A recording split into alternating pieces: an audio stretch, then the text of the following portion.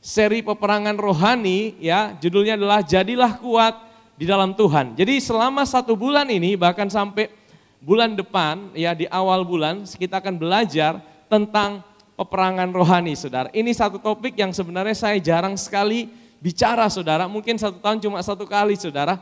Tapi ini satu hal yang juga sangat penting untuk kita mengerti dan kita akan belajar, saudara, dalam beberapa minggu ini supaya kita bisa mengalami, kita bisa menikmatin setiap kemenangan yang Tuhan sudah berikan buat hidup kita. Amin, saudara. Efesus pasal yang ke-6, ayat yang ke-10 sampai ayat yang ke-13. Dimulai dengan kata akhirnya. Akhirnya itu berarti apa? Itu berarti bagian terakhir, saudara. Ya, akhirnya itu bagian terakhir. Memang kitab Efesus itu dibagi atas 6 pasal. Dan ini adalah pola bagaimana kita menjalani hidup ini sebenarnya. Rasul Paulus itu seorang yang sangat pintar, dia sangat terdidik, dan dia tulis kitab Efesus dengan pola yang sangat-sangat bagus sekali untuk petunjuk bagaimana kita menjalani hidup ini. Di pasal yang pertama sampai pasal yang ketiga, kalau saudara perhatikan, itu bicara tentang identitas kita di dalam Kristus. Ya, pasal pertama sampai pasal 3, Paulus menjelaskan tentang siapa kita dalam Kristus, apa yang Kristus kerjakan, apa yang menjadi harta karun kita hari ini. Ya, di pasal 4 sampai pasal 5,5, pasal 6 ya, pasal 4, pasal 5 dan pasal 6,5 itu bicara tentang bagaimana kita menjalani hidup ini sesuai dengan identitas kita. Ya, suami kasihlah istri, orang tua dan anak-anak, hubungan Tuhan dan hamba. Ya, itu di pasal 4 sampai pasal 6,5, 5,5 yang mau masuk 6. Dan 6 mulai pasal 10 sampai terakhir cuma beberapa ayat itu bicara tentang peperangan rohani. Jadi artinya apa? Ada satu pola yang mesti kita tahu bahwa untuk menjalani kehidupan ini yang pertama kita harus tahu siapa kita dalam Kristus. Yang kedua, karena kita tahu siapa kita dalam Kristus, maka kita akan bisa menjalani hidup ini sesuai dengan identitas kita. Dan kalau kita bisa menjalani hidup ini sesuai dengan identitas kita, maka disitulah kita bisa berdiri untuk menjalani peperangan. Efesus 6 ayat 10, akhirnya hendaklah kamu kuat di dalam Tuhan, di dalam kekuatan kuasa-Nya.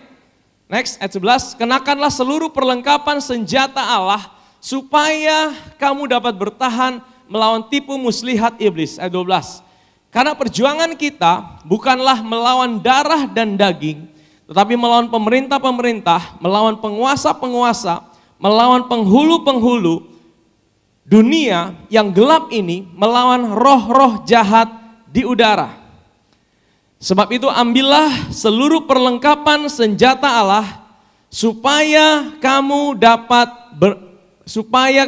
mengadakan perlawanan pada hari yang jahat itu dan tetap berdiri sesudah kamu menyelesaikan segala sesuatu. Bahwa suka atau tidak suka, mau atau tidak mau, saat ini kita ada dalam sebuah peperangan. Ya, dan peperangan itu bukan hanya yang terjadi di dunia, saudara. Kita melihat di dunia saat ini, kita ada di akhir daripada akhir zaman. Saudara tahu bahwa kita hidup di masa-masa yang sukar, di hari yang jahat, dan di mana semua itu seperti bertumpuk, bertubi-tubi, saudara. Kalau kita lihat hari-hari ini, peperangan di dunia fisik terjadi, ya, Israel, Gaza, dan sekitar Timur Tengah itu panas terus, tapi kemudian juga di Rusia, Ukraina, kemudian juga di India, Pakistan, hari-hari ini lagi mau perang, saudara. Dan kemudian juga perang-perang ekonomi, ya, USA, Amerika dan seluruh dunia, dan termasuk dengan China. Saudara, ini semua bertumpuk menjadi satu, belum lagi keadaan ekonomi yang sedang terjadi, yang ada di dunia, juga terasa sampai di Indonesia, betul tidak, saudara? Dan ini sedang terjadi di hari-hari ini, saudara. Penyakit demi penyakit yang aneh-aneh mulai bermunculan. Semua seperti bertumpuk, bertubi-tubi dan terjadi. Ini memang kita hidup di masa di mana goncangan demi goncangan itu pasti dan sedang terjadi, saudara. Ya, tetapi ada satu pertempuran, ada satu peperangan yang bukan hanya terjadi di alam secara fisik, tapi juga di dalam alam rohani, saudara. Ya. Di dalam alam rohani, karena semua yang dari apa yang ada di alam jasmani itu dimulai dari apa yang ada di alam rohani, saudara. Dan kita harus sadar, namanya peperangan pasti ada dua pihak yang bertempur. Amin, saudara. Nah, peperangan kita, firman Tuhan berkata, bukanlah melawan apa? Darah dan daging. Darah dan daging itu maksudnya apa? Kita bukan melawan manusia. Ya, kita bukan melawan suami kita, istri kita, mertua kita, anak kita, orang tua kita, teman kita, tetangga kita. Siapa lagi yang saudara bisa sebutkan? Ya, mungkin ada orang yang menyakiti hati saudara. Ya, ada orang yang tipu saudara. Ada yang seorang bikin saudara sakit hati, jengkel. Itu bukan musuh saudara. Atau ada situasi yang hari ini sedang menghimpit hidup saudara. Ada keadaan yang mungkin sedang menekan saudara. Ada sakit penyakit yang mungkin sedang menghantam hidup saudara. Saudara tahu, musuh kita bukan adalah darah dan daging. Tapi siapa? Iblis. Itu adalah musuh kita. Memang tidak semuanya bisa disalahkan sama iblis, saudara. Kadang-kadang ada yang ekstrim yang berkata, oh ini semua gara-gara iblis, saudara. Ya kan? Nah, ada tindakan-tindakan memang yang kita lakukan dalam hidup ini, akhirnya kita mengalami konsekuensi dalam hidup ini, ya jangan salahkan iblis, saudara. Itu ekstrim yang satu. Tapi ada satu ekstrim lagi yang lain bahwa, setan itu tidak ada. Setan itu omong kosong. Tidak ada namanya iblis, tidak ada. Saudara tahu, kalau saudara percaya bahwa Tuhan itu ada, saudara juga harus percaya bahwa iblis itu ada, saudara. Ya, roh-roh jahat itu ada. Ya, roh-roh jahat itu nyata. Itu ada. Karena ada pengajaran yang hari-hari ini berkata, oh tidak ada itu setan, tidak ada itu. Ya. Saudara, saya mau bilang bahwa roh-roh jahat itu ada dan nyata, saudara.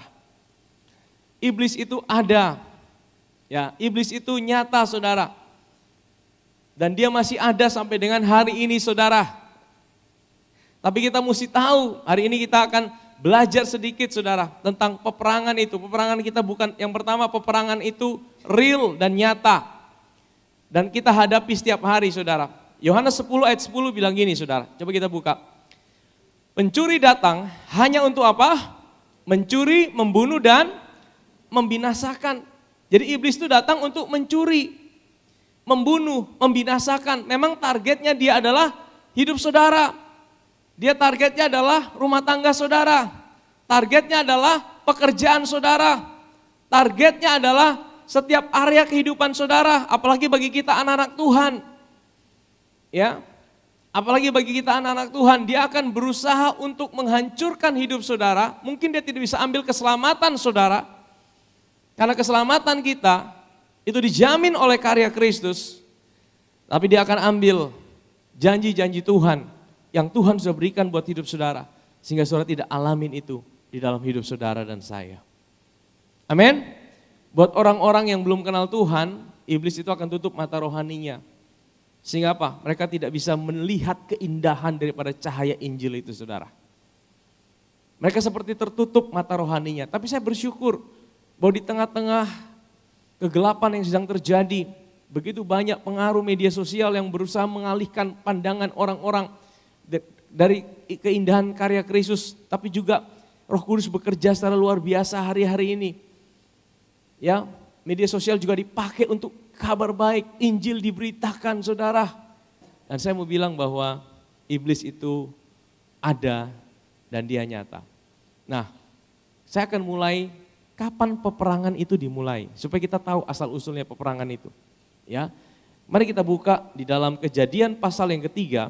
Di sini Tuhan bilang apa? Aku akan mengadakan permusuhan antara engkau dan perempuan ini. Engkau ini siapa? Ini ular yang sudah dimasuki oleh iblis, saudara.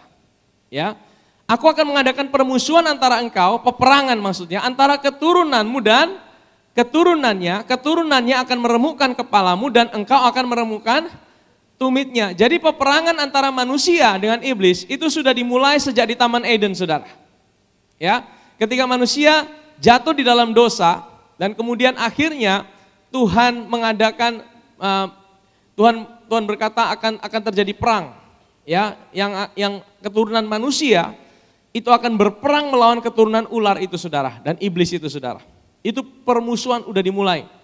Tetapi sebenarnya jauh sebelum itu, saudara. Nah, saya akan bawa tarik lagi jauh sebelum itu. Iblis itu sudah ada. Tapi iblis waktu dia diciptakan pertama kali itu bukan dalam bentuk iblis, saudara. Dalam bentuk apa? Dalam bentuk malaikat, saudara. Yeskiel 28 ayat 11. Lalu datanglah firman Tuhan kepadaku. Hai anak manusia, ucapkanlah satu ratapan mengenai Raja Tirus dan katakanlah kepadanya, beginilah firman Tuhan Allah, gambar dari kesempurnaan engkau, penuh hikmat dan maha indah. Next, engkau di mana? Taman Eden. Jadi Taman Eden dulu pertama ditinggali siapa saudara? Iblis, malaikat. Engkau di Taman Eden, taman Allah yang penuh segala batu permata yang berharga. Yaspis merah, krisolit, yaspis hijau, permata pirus, krisopras, nevrit, lazurit, batu darah, malakit. Tempat tatahannya diperbuat dari emas dan disediakan pada hari penciptaanmu. Next, kuberikan tempatmu dekat kerub yang berjaga. Kerub yang berjaga itu apa? Itu tahtanya Tuhan, saudara. Jadi saudara, waktu iblis diciptakan pertama kali, dia ini adalah salah satu dari 3 kerub. Dari 3 kerub itu saudara, penghulu malaikat, salah satunya adalah Lucifer. Jadi dia paling dekat sama Tuhan. Dia ada di Gunung Kudus Allah. Di Gunung Kudus Allah engkau berada dan berjalan-jalan di tengah-tengah batu-batu yang bercahaya-cahaya. Engkau tidak bercela di dalam tingkah lakumu sejak hari penciptaanmu sampai terdapat kecurangan padamu. Kecurangannya apa? Dengan daganganmu yang besar, engkau penuh dengan kekerasan, engkau berbuat dosa, maka kubuang engkau dari gunung Allah dan dengan kerub yang berjaga membinasakan engkau dari tengah-tengah batu yang bercahaya. Maksudnya apa saudara? Jadi pada waktu dia ada di dekat tahta Allah, dia kan ini yang paling indah. Dia tubuhnya itu terbuat, ada yang berkata bahwa dari semua alat musik saudara. Dia seorang seniman yang handal, pemimpin pujian yang dahsyat. Orang malaikat-malaikat datang, dia yang pimpin pujian untuk bawa orang datang sama Tuhan. Jadi dia membawa semua untuk melihat pada Tuhan. Lama-lama dia iri. Kenapa semua lihat pada Tuhan? Kenapa semua lihat pada Tuhan? Akhirnya dia mau, semua jangan lihat pada Tuhan, semua lihat pada dirinya. Disitulah mulailah dia mulai jatuh saudara. Engkau sombong karena kecantikanmu, hikmatmu kumusnahkan demi semarakmu. Dia merasa dia yang paling hebat. Kumusnahkan demi semarakmu, ku bumi kau kulempar, kepada raja-raja engkau kuserahkan, menjadi tontonan bagi matanya. Next, dengan banyaknya kesalahanmu dan kecurangan dalam daganganmu, engkau akan melanggar kekudusan tempat kudusmu, maka aku menyalakan api dari tengahmu, yang akan memakan habis engkau, dan kubiarkan kau menjadi abu di atas bumi di hadapan. Nah ini takdirnya dia saudara, dia udah tahu takdirnya dia. Coba kita lihat di dalam Yesaya 14. Wah, engkau sudah jatuh dari langit, hai bintang timur, putra fajar, engkau sudah dipecahkan dan jatuh ke bumi, hai yang mengalahkan bangsa-bangsa. Ayat 13, engkau yang tadinya berkata dalam hatimu, cuma dalam hati loh saudara, aku hendak naik ke langit, aku hendak mendirikan tahtaku, mengatasi bintang-bintang Allah, dan aku hendak duduk di atas bukit pertemuan, jauh di sebelah ini saudara. Karena dia merasa, wih beta begini indah, beta begini luar biasa. Kenapa malaikat-malaikat hanya menyembah pada Tuhan? Beta juga dong. Ya kan? Hati-hati saudara, kesombongan itu berbahaya saudara. Kesombongan itu berbahaya saudara. Ini dosa pertama saudara. Aku hendak naik mengatasi ketinggian awan-awan, hendak menyamai yang, dan kata dia bilang apa? Beta mau jadi Tuhan. Emangnya cuma dia? Beta juga bisa. Akhirnya apa? Singkat cerita, dia dibuang. Tadinya dia penjaga tahta Allah bersama 2 penghulu malaikat yang lain. Ya, kemudian dia dibuang ke bumi. Saudara tahu? Kalau dia penjaga tahta, berarti dia tahu di tahta Tuhan itu ada apa. Mari kita buka Mazmur 84. Keadilan dan hukum adalah tumpuan tahtamu, kasih dan kesetiaan berjalan di depanmu. Jadi saudara tahu, tahta Tuhan itu adalah kebenaran dan keadilan, dan juga kemurahan dan kesetiaan. Jadi sebenarnya tahta Tuhan itu kalau mau disimpulkan 2, kasih dan keadilan. Karena ini atribut Tuhan. Tuhan itu adalah kasih, tapi dia juga adalah adil. Jadi itu tahta Tuhan. Jadi Lucifer itu tahu itu saudara. Makanya waktu dia dibuang ke bumi, kenapa sih dia mencobai manusia. Kalau saudara jadi Lucifer yang jatuh, kira-kira kalau saudara benci sama manusia, kenapa dia benci sama manusia? Karena dia benci sama Tuhan. Karena dia tidak bisa lawan Tuhan langsung, dia akan menyakiti apa yang Tuhan sayangi. Jadi ada orang-orang mungkin tidak bisa menyakiti kita, tapi dia akan cari apa yang kita sayangi, itu yang disakiti karena dia tidak suka sama kita. Karena Lucifer tidak bisa lawan Tuhan, makanya dia menyakiti yang disayang. Tapi saudara, kalau saudara jadi Lucifer, seandainya, kalau saudara tidak suka dengan manusia, cara termudah untuk buat manusia itu selesai apa? Kasih mati dia, betul? Tapi kenapa dia membujuk Hawa itu untuk makan buah pohon pengetahuan baik dan jahat? Karena sebenarnya sasarannya bukan langsung pada manusia, tapi sasarannya itulah Tuhan.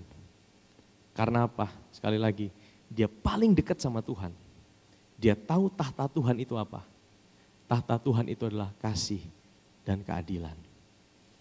Allah itu adalah kasih, Allah bukan punya kasih, tapi Allah juga adalah adil. Itu tahta Tuhan. Jadi kalau dia bilang gini, kalau saya bisa buat Tuhan itu tidak kasih dan tidak adil, salah satunya tahtanya goyah. Kalau tahtanya goyah, saya akan naik gantikan dia. Bagaimana caranya dia buat tahta Tuhan goyah? Waktu dia mencobai manusia, manusia akan jatuh dalam dosa. Keadilan Tuhan itu berkata, setiap dosa itu harus dihukum. Karena Allah kudus. Allah itu adil, dia tidak kompromi dengan dosa. Dosa sekecil apapun itu harus dihukum. Itu keadilan Tuhan. Tapi di satu sisi Allah juga kasih. Kasihnya berkata dia mencintai manusia. Bagaimana ini? Iblis mau jebak Tuhan. Dia lagi tunggu di Taman Eden. Tuhan mau musnahkan manusia tidak? Tuhan mau hancurkan manusia selesai? Berarti engkau tidak kasih. Tapi kalau Tuhan bilang, sudah aku ampuni kesalahanmu. Engkau tidak adil. Engkau tidak adil loh Tuhan. Berarti kalau Tuhan tidak adil, Tuhan harus turun dari tahta. Karena tahta Tuhan adalah kasih dan keadilan. Makanya dengan cara yang sama, kalau saudara perhatikan. Saudara ingat kisahnya waktu seorang perempuan berzina, kedapatan berzina di Yohanes pasal 8 dibawa kepada Yesus. Orang Farisi bilang apa? Guru, menurut hukum Musa, seorang wanita yang kedapatan berbuat zina, dia harus apa? Dirajam sampai mati. Apa katamu? Wah, ini kan jebakan saudara. Kalau Yesus bilang rajam, engkau tidak konsisten. Kau bilang engkau kasih, engkau ajarkan kasih. Tapi kalau Yesus bilang jangan rajam, engkau melanggar hukum Musa. Nah ini dijebak kan Yesus. Saudara lihat, polanya iblis itu sama saudara. Dia berusaha menjebak Tuhan dengan situasi saudara.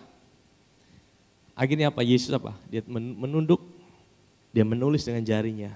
Yesus sedang kasih tunjuk, engkau mencobai aku dengan hukum Taurat. Engkau tidak tahu, jari inilah yang menulis di atas 2 loh batu. Dan waktu Yesus bangkit, Yesus bilang apa? Barang siapa di antara kalian yang tidak berbuat dosa, silahkan ambil batu dan lempar. Yesus kira-kira melanggar tidak? Dia melanggar hukum Taurat? Tidak. Dia melanggar hukum kasih? Tidak. Apa yang terjadi? Yang paling tua, tadinya Yesus pegang batu begini. Karena sudah dibilang seperti itu, beta pun dosa paling banyak. Ya lempar batu paling pertama, yang lain yang muda-muda ikut. Akhirnya semua pergi. Saudara tahu, iblis mau menjebak Yesus karena dia tahu kalau Tuhan bisa tidak adil, Tuhan harus turun dari tahta dan dia harus gantikan Tuhan. Tapi saudara tahu, briliannya Tuhan itu di mana saudara? Kalau dia tidak brilian, dia bukan Tuhan saudara. Dan inilah the mystery of the ages. Inilah rahasia yang tersembunyi berabad-abad. Kasih dan keadilan Tuhan itu berjumpa di atas kayu salib saudara. Di atas kayu salib disitulah Tuhan mendemonstrasikan kasih-Nya. Dia mencintai manusia, tapi dia juga mendemonstrasikan keadilannya. Bahwa semua dosa itu harus dihukum. Dan iblis tidak pikir sampai di situ. Makanya dia masih bujuk Yudas untuk jual Yesus. Karena iblis tidak pikir sampai situ. Bagaimana Tuhan bisa menaik di atas kayu salib dan mati untuk menebus dosa manusia. Dia ambil dosa manusia sebagai manusia. dan dia selesaikan itu di atas kayu salib satu kali untuk selama-lamanya. Amin saudara. Kamu juga meskipun dahulu mati oleh pelanggaranmu dan oleh karena tidak disunat secara lahiriah telah dihidupkan Allah bersama-sama dengan dia sesudah ia mengampuni segala pelanggaran kita. Ayat 14. Dengan mengapa? Menghapuskan surat hutang yang oleh ketentuan-ketentuan hukum Taurat mendakwa dan mengancam kita, dan itu ditiadakannya dengan memakukannya pada kayu salib. Kenapa tuntutan itu dihapuskan? Karena sudah ada yang bayar. Amin. Kenapa surat dakwaan itu sudah tidak bisa mendakwa saudara lagi hari ini? Karena sudah ada yang bayar. Amin saudara. Kalau saudara punya hutang, dan hutang saudara sudah dibayar, maka saudara tidak bisa ditagih dua kali lagi saudara. Betul. Yesus naik di atas kayu salib, dia bayar surat hutang saudara dan saya, supaya tidak ada lagi yang bisa mendakwa saudara dan saya di hadapan Bapa di sorga. Dengan itu ia telah melucuti pemerintah-pemerintah, penguasa-penguasa, dan menjadikan mereka apa? Tontonan umum dalam kemenangannya atas mereka. Jadi peperangan babak pertama selesai. Babak pertama selesai, iblis dikalahkan. Senjatanya dilucuti. Kemenangannya dia berikan buat saudara dan saya. Amin saudara. Jadi hari ini saudara, kita ada dalam sebuah peperangan, tapi peperangan yang kita lakukan hari ini bukan untuk merebut kemenangan, tapi untuk mempertahankan dan menikmati kemenangan yang Tuhan sudah berikan buat hidup saudara dan saya. Amin saudara. Ini berbeda dengan sebelum salib saudara. Peperangan yang kita jalani hari ini, kita ada dalam sebuah peperangan. Peperangan dengan musuh yang sama, iblis. Bedanya adalah dia hari ini tidak punya kuasa lagi atas hidup kita. Hari ini kita punya posisi jauh lebih tinggi dari dia. Sebelum salib kita punya posisi ada di bawah dia. Sesudah salib posisi kita jauh di atas dia. Makanya saudara jangan takut dengan setan. Kalau saudara sungguh-sungguh lahir baru. Karena apa? Roh yang di dalam saudara itu jauh lebih besar daripada roh yang ada di dunia. Karena di dalam saudara itu Kristus. Amin saudara. Saudara itu punya posisi yang jauh lebih tinggi.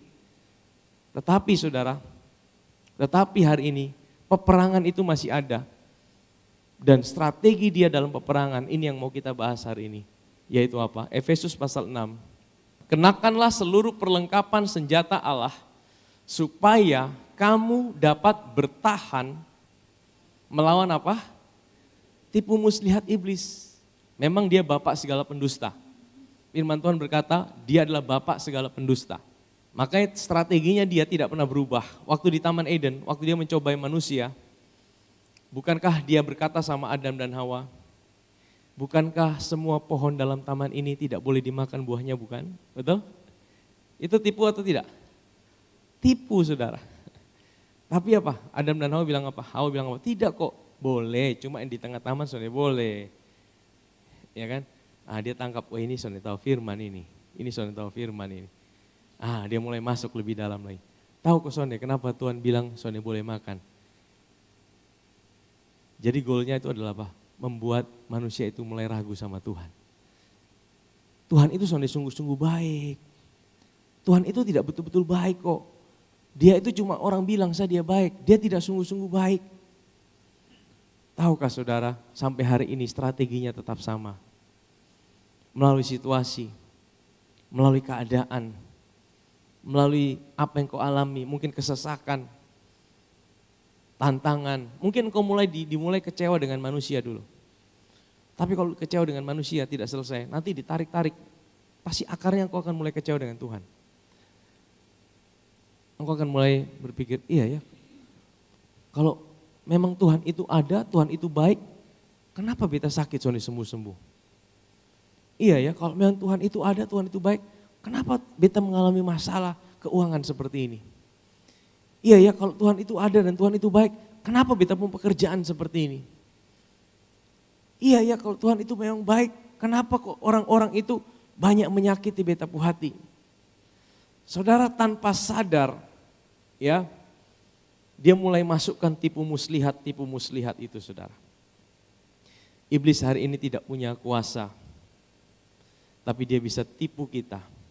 Sehingga apa? Kita tidak menikmati semua janji Tuhan yang Tuhan sudah berikan buat hidup kita. Coba tampilkan diagram itu, saudara. Tubuh, jiwa, dan roh. Saudara tahu ini adalah hidup kita.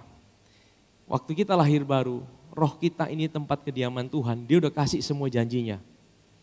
Semua janjinya itu apa? Keselamatan yang pasti, kesembuhan, pemulihan, kelimpahan. Semua janji Tuhan dia sudah bayar buat kita di atas kayu salib dan itu dikasih di dalam roh kita. Makanya waktu kita terima Tuhan, kita tidak terima sesuatu tapi kita terima seorang pribadi yang menjadi identitas kita. Kalau kita terima seorang pribadi berarti kita terima segala sesuatu yang ada bersama-sama dengan dia. Amin, saudara. Makanya hari ini kita tidak bertempur untuk meraih kemenangan, tapi kita bertempur dari tanah di mana kemenangan itu Tuhan sudah berikan buat kita. Tapi dalam perjalanan hidup kita, seringkali saudara, iblis itu seperti buat kita jadi seperti pemadam kebakaran. Dia kasih masalah di sini, dia kasih masalah di sini, dia kasih masalah di rumah tangga, kasih masalah di sakit penyakit, kasih masalah di pekerjaan, kasih masalah di pertemanan, kasih masalah di sini, di sini, di sini. Akhirnya kita tidak fokus dengan Tuhan, sehingga kita mulai kehilangan fokus, sehingga kita akhirnya tidak bisa menikmati janji Tuhan yang Tuhan sudah berikan buat hidup kita. Akhirnya kita kelelahan dalam hidup ini. Sebenarnya kita mengalami kelelahan demi kelelahan dalam hidup ini. Karena peperangan kita itu dimulai di pikiran. Medan tempur hari ini itu bukan di Ukraina, bukan di India, bukan di Gaza. Medan tempur hari ini adalah di pikiran saudara. Karena senjata kami dalam perjuangan bukanlah senjata duniawi, melainkan senjata yang diperlengkapi dengan kuasa Allah yang sanggup untuk meruntuhkan benteng-benteng. Bentengnya di mana, saudara? Di mana? Dulu ada yang bilang, wah kita harus pergi ke benteng-benteng, ke gunung-gunung. Kita tengking roh di sana, kita tengking di sana. Ya, tidak salah sih, tapi konteksnya bukan itu, saudara ini. Konteksnya bukan kita pergi ke gunung-gunung, kita bukan pergi ke tempat tinggi, kemudian kita tengking-tengking. Saudara, yang menakutkan hari ini bukan setan yang kelihatan. Kalau setan yang kelihatan bisa ditengking. Setan yang bekerja tidak kelihatan, tidak bisa ditengking, saudara. Bagaimana? Waktu dia masuk di pikiran saudara. Dia bilang, lu son bisa sembuh. Lu son bisa berhasil. Tapi dia bukan pakai kata lu, dia bilang, wih beta son bisa berhasil memang. Aduh beta punya masalah terlalu banyak. Aduh beta punya hidup nih pasti susah. Aduh beta punya. Jadi dia masuk di sini, saudara. Ini medan peperangannya, saudara. Dia akan tipu saudara sampai saudara dibuat ragu sama Tuhan. Dia akan tipu saudara sampai saudara tidak yakin bahwa Tuhan itu mencintai hidup saudara. Jadi yang pertama dia tipu kita, untuk pertama apa? Kita mulai ragu sama firman Tuhan. Makanya saudara mesti datang gereja belajar firman supaya tahu. Yang kedua, dia akan tipu kita supaya kita mulai ragu sama karya Tuhan. Di atas kayu salib, dia sudah menyembuhkan kita. Tapi di pikiran ini, kau tidak bisa sembuh, kau tidak bisa sembuh. Bagaimana caranya? Peperangan kita adalah ayat yang kelima. Kami mematahkan setiap siasat orang dan merubuhkan setiap kubu yang dibangun oleh keangkuhan manusia untuk menentang pengenalan akan Allah. Kami menawan segala pikiran, katakan menawan. Segala pikiran dan menaklukkannya kepada, di dalam bahasa Inggrisnya bukan saudara Kristus, tapi ketaatan Kristus. Coba tampilkan bahasa Inggrisnya. casting down argument, every high thing that exalt itself against the knowledge of God, bringing every thought into captivity to the obedience of, membawa setiap pikiran kepada ketaatan Kristus, bukan ketaatan saudara. Iblis akan selalu poin kepada ketaatan saudara. Lu hari ini begini, Tuhan mungkin Tuhan sayang deh lu. Lu hari ini begini, Andia kalau sakit terus ini. Lu hari ini begini, ini pasti Tuhan sedang kutuk lu punya hidup. Saudara, dia akan bawa kita sampai satu titik, kita ragu sama Tuhan dan kita akan kecewa sama Tuhan. Tapi bagian kita adalah, kita harus mempertahankan ini. Tempat kemenangan ini jangan sampai direbut sama dia. Ada satu kisah dalam perjanjian lama, saya akan berakhir di sini. Ini ada satu kisah ya tentang Sama. Sama ini adalah salah satu pahlawannya Daud. Sesudah dia, namanya Sama, anak Age, orang Harari. Ketika orang Filistin berkumpul di Lehi, di sana ada sebidang tanah ladang penuh kacang merah. Dan tentara telah melarikan diri dari hadapan orang Filistin. Maka berdirilah Sama di tengah-tengah ladang itu, ia dapat mempertahankannya dan memukul kalah apa? Orang Filistin. Demikianlah diberikan Tuhan kemenangan yang, jadi itu tanah itu saudara, itu miliknya dia. Tentaranya dia udah lari nih, orang Filistin udah mau ambil itu, tapi dia tetap berdiri di situ, mempertahankan. Sampai dia kalahkan. Hari ini saudara, peperangan kita bukan merebut, tapi yang mempertahankan. Menikmati. Contohnya gini, kalau hari ini mungkin kau sakit, dan iblis bilang, sepertinya engkau tidak bisa sembuh. Apa yang Tuhan berikan buat hidupmu? Tuhan terima kasih, aku tahu engkau udah sembuhkan aku. Itu harta karun yang Tuhan berikan buat hidupmu. Pertahankan itu, ambil itu, nikmati itu. Tuhan terima kasih Tuhan, aku tahu keluargaku akan baik-baik. Aku tahu Tuhan sudah bayar buat masa depanku. Aku tahu Tuhan sudah bayar buat segala sesuatu dalam hidupku. Ini adalah harta warisan yang Tuhan sudah berikan buat aku. Mungkin hari ini situasimu tidak seperti apa yang kau bayangkan. Faktanya mungkin hari ini kau lihat ada begitu ketakutan. Jangan fokus di situ saudara. Jangan fokus untuk jadi pemadam kebakaran. Jangan fokus untuk kau bisa selesaikan segala sesuatu. Fokus datang sama Tuhan. Fokus pada apa yang dia sudah bayar buat hidupmu. Karena saudara tahu, musuh kita itu dia juga tahu. Waktunya dia tidak lama lagi. Nanti kalau saudara baca di Wahyu pasal 20. Iblis itu dia tahu, nanti akhir hidupnya dia akan dibuang ke lautan api. Dia tahu itu saudara. Saudara tahu peperangan yang kita jalani hari ini, kita udah tahu endingnya bagaimana. Endingnya bagaimana kita tahu, bagaimana iblis nanti dia dibuang. Dan bagaimana nanti kita orang percaya, kita akan hidup menjadi satu dengan Tuhan dan tidak ada lagi air mata. Boleh kita baca ayat itu ya, cepat saja ya. Wahyu 20 ayat 7-10. Dan setelah masa 1000 tahun itu berakhir, iblis akan dilepaskan dari penjaranya. Dan ia akan pergi menyesatkan bangsa-bangsa pada keempat penjuru bumi, Gog dan Magog. Dan mengumpulkan mereka untuk berperang. Dan jumlah mereka sama dengan banyaknya pasir di laut. Next. Maka naiklah mereka ke seluruh dataran bumi, mengepung perkemahan antara orang kudus dan orang dikasih itu. Tapi dari langit turunlah api yang menghanguskan mereka. Ayat yang ke-10. Dan iblis yang menyesatkan mereka dilemparkan ke dalam lautan api dan belerang. Yaitu tempat binatang dan nabi palsu. Dan mereka disiksa siang malam sampai ini endingnya saudara dia. Dia udah tahu itu saudara. Makanya dia mau membawa sebanyak mungkin orang yang belum percaya untuk ikut dia. Tapi kalau orang udah percaya, dia tidak bisa rebut keselamatannya. Tapi dia akan buat mereka tidak bisa nikmati janji Tuhan. Tapi bagaimana bagian kita? Di Wahyu 21, ini yang terakhir. Wahyu 21 ayat yang pertama. Lalu aku melihat langit yang baru dan bumi yang baru. Sebab langit yang pertama dan bumi yang pertama telah berlalu. Dan laut pun tidak ada lagi. Next. Dan aku melihat kota yang kudus Yerusalem yang baru turun dari sorga. Dan Allah yang berhias bagaikan pengantin perempuan yang berdandan untuk suaminya. Lalu aku mendengar suara yang nyaring dari tahta itu berkata, lihatlah kemah Allah ada di tengah-tengah manusia. Dan ia akan diam bersama-sama dengan mereka. Ini rancangan Tuhan. Mereka akan menjadi umatnya dan ia akan menjadi Allah mereka. Next. Dan ia akan menghapus segala air mata dari mata mereka. Mungkin hari ini banyak saudara yang masih menangis. Baik saudara masih menjalani hidup dengan air mata.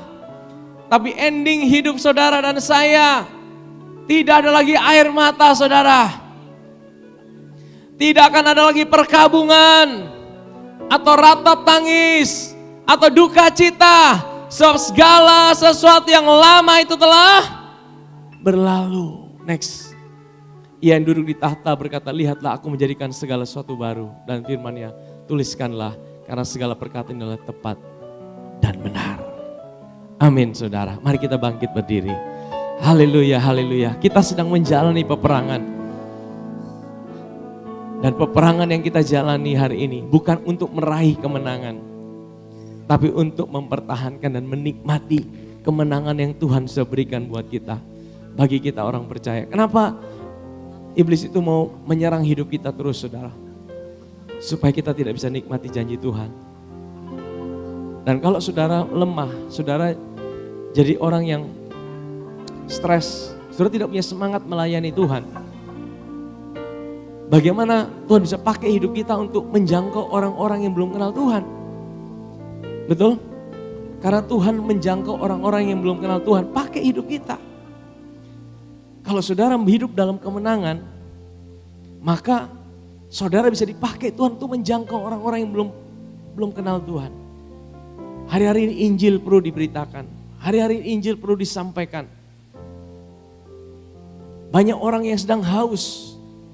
Banyak orang sedang merindukan itu. Tapi mata mereka masih tertutup. Tapi kalau kita tidak mengalami kemenangan, kita tidak punya semangat untuk melayani Tuhan. Kita tidak punya semangat untuk menjalani hidup ini.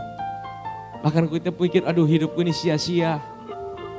Tapi kalau saudara tahu, saudara punya kemenangan yang Tuhan sudah bayar buat hidup saudara. Dia sudah lakukan itu 2000 tahun yang lalu di atas kayu salib. Dan hari ini kita menjalani peperangan itu di pikiran.